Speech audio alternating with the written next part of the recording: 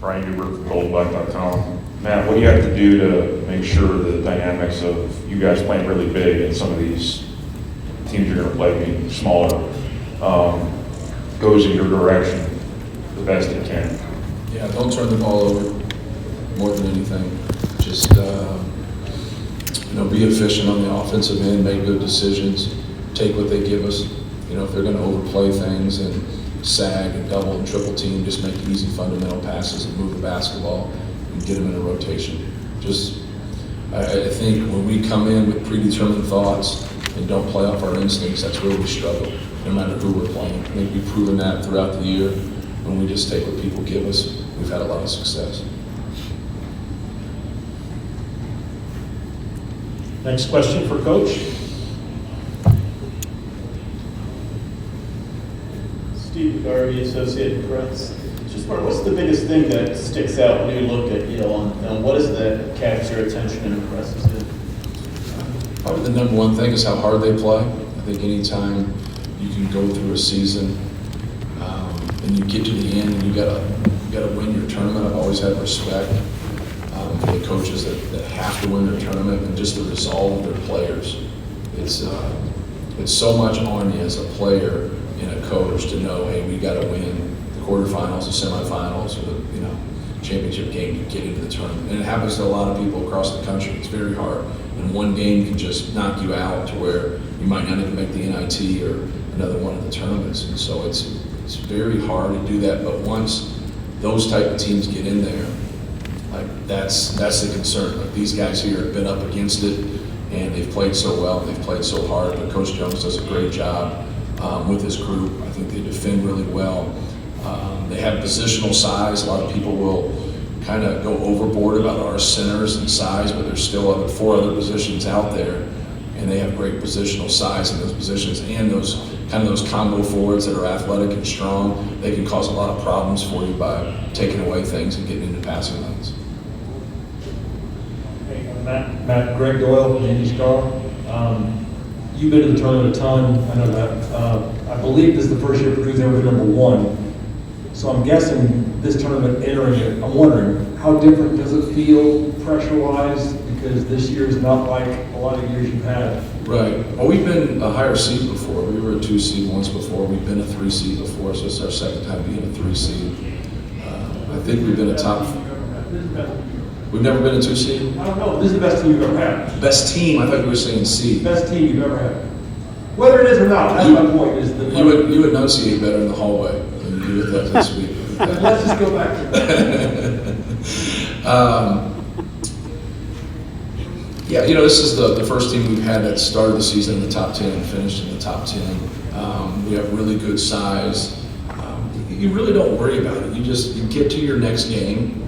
You respect your opponent. You understand what March Madness is all about. You're on a neutral court, and you have to play the right way. You have your functionality as a team. You can't get away from your strengths, and you want to do your best to stay away from your weaknesses. And I know that's kind of coaches talk, but it's so true. And I think that's the focus for us. And I think sometimes when you struggle at something, we turned the ball over 10 times in the first half against Indiana. And we then won 6 straight games. But then we turned the ball over in the next game. And so we win a couple games in our tournament, but then we get into that last game and we turn the ball over again. So that's reared its ugly head with us. But yet we've proven that we can get that fixed and go on runs and not turn the basketball over. So I think that's the focus for our team, is to be efficient offensively, take care of the basketball, and then we're really going to help ourselves defensively if we do that.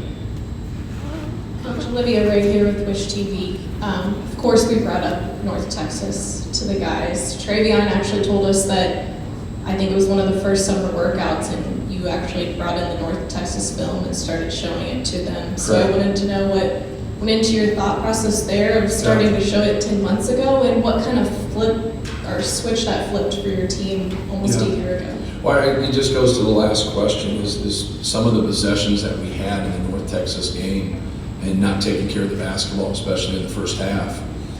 We'd like to have those possessions back, just like we'd like to have some offensive possessions back in the Iowa game and the game had Indiana that I mentioned and a couple others.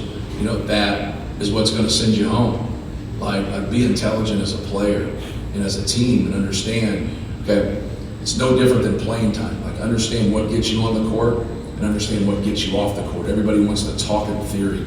There's no theory to it. Like take care of the basketball, make simple plays. If they want to double team you, get the ball out of your hands. If they want to cover you one-on-one, be aggressive, things of that nature. But, that's your start. If you don't learn from your losses, then you're a fool.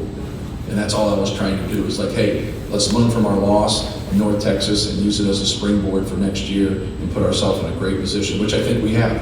We've put ourselves in a great position. But Yale's also put themselves in a great position. You just got to get into this tournament and then go out and have fun and play to your strengths. Mike Karloff, you had your own career. Follow up with that. Is that something you did that was unique to this team, knowing you had everybody back, or is it something that you had done in previous years with teams to start some film stuff and like that in the summer? I don't do it a lot. I've done it a couple times just to kind of, plant that seed, especially if you have a tough loss like we did. Credit to North Texas and Coach McCaslin. I thought they played better than we did, even if we don't won that game. I thought those guys really played well. But no, just trying to use that loss. You always got to take your losses and use them and learn from them. And that's what we were trying to do. And I think that's important for us to really hold on to, is just the efficiency of the game and playing the game the right way. Because there's a handful of those possessions we'd really like to have back. Coach Olivia Wright with Push TV again. I was listening to Coach Jones talk earlier, and he referenced your relationship, his relationship with Zach Edey and Jaden Ivey. I know the basketball world is small, community is small, but how unique this is to step on the court with him, and how great of a job that he's doing at Yale. Oh, he's been fabulous. Obviously, he's been there a long time, I think 23 years. But he was an assistant for our U19 USA team last year and did a great job and got a gold medal. And Coach Caleb First and Jaden Ivey and competed against Zach Edey. So he's very familiar, with our guys. And he's a basketball guy, through and through. Him and his brother, been in the game a long time. And so like those guys get it, they understand it. And he's been great for Yale. And I've always said that about if more coaches would get that opportunity to have that longevity, I think you'd see more positive returns. And they've obviously seen that at Yale, especially here in the last 5 years with going to the tournament 3 times. Coach Andy Craig with the Exponent. I was going to go back to when you're talking about turnovers, like thinking about the IU game, Michigan State, the most recent Iowa game. There you go. So you said that we can usually kind of put a stop to that and go on our own run. What's kind of the first thing when you call that timeout after 6 straight turnovers? What are you putting in the players' heads to kind of? Yeah, I normally get to that timeout before 6 though. I'm normally right at 3. The 3 in a row normally triggers me, but I understand your point.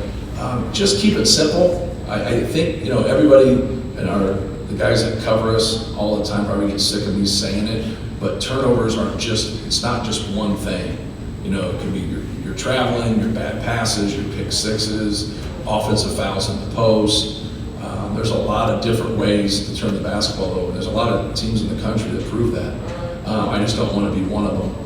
And just trying to get them to settle down. Sometimes we leave our feet when we pass too much, things of that nature. So whatever has happened, just settling down, getting them to focus on what we're trying to get accomplished and how they're defending things. Are they doing something different than what we prepared for?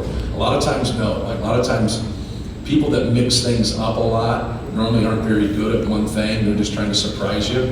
But the people that do one thing normally get pretty good at that one thing. They might change it a little bit. So a lot of it's ball screen coverage and a lot of it's post doubles for us.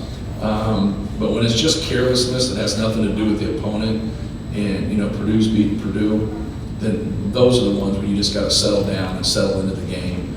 We handle some things differently sometimes in terms of like when things don't go our way, instead of being more simple, we'll try to do more like we're going to get it all back in one possession. And that's not the right way to go about it. When we do it the other way and we settle into the game, we normally have success. Can you tell us about Yale's offense and what makes Swain so good and what you need from Eric in that matchup? Well, Swain is one of those guys that's a threat, rising steps on the court. He can shoot off the dribble, he can play in the mid post, he can obviously catch and shoot, he can dribble into threes. He's just got a real mature pulse to his game. And obviously he's got a lot of times guys that can shoot the ball, there's something where they can't do. If you make them dribble, you make them go one way or the other, now their percentages really drop. And with him, he can do all in terms of scoring the basketball. And so you really want to be able to take up his space and make it hard for him like you would any other scorer or shooter. But, guys, when you have a guy out there that can get 30, 35 points in a game, as a coach, that always scares you. But offensively, they have good balance. They have guards that can really drive the basketball. He's a guy that can really score the basketball. But the other guys, Gabadon's had, individual games where he's scored in the 20s, 30. They have guards that can drive the basketball. Nolan's a guy that's a kind of a matchup nightmare with his athleticism and his quickness. They're guys, Kelly and Jarvis, they can drive the ball there, they can score at the rim. So, they have good pieces. They do a good job with their spacing and kind of their ball screen motion. They do some different things out of it. They have some quick hitters that they can go to. So, they spread you out and they really try to come and attack people that they think they have a mismatch with, whether that's in the post or driving the basketball. Last one. Swain seems like a pretty physically mature, physical sort of guard. Does he compare it all to Pickett and A.J. Hoger from the Big Ten tournament? Or? I would say more Pickett, but obviously he shoots more threes than Pickett. Pickett's a guy that, East Coast guy, obviously played at Siena, scored a lot of points, scored over 2,000 points. He can really get you off balance and then step back and shoot that fadeaway. He's a more prolific shooter, though, than him. He's more of a scorer, where Pickett's more of a playmaking type guard, too, where he can get other people involved. So I would say a little bit, but I would say Swain, from a scoring standpoint, is probably a little bit better. Coach, thank you. Good luck tomorrow.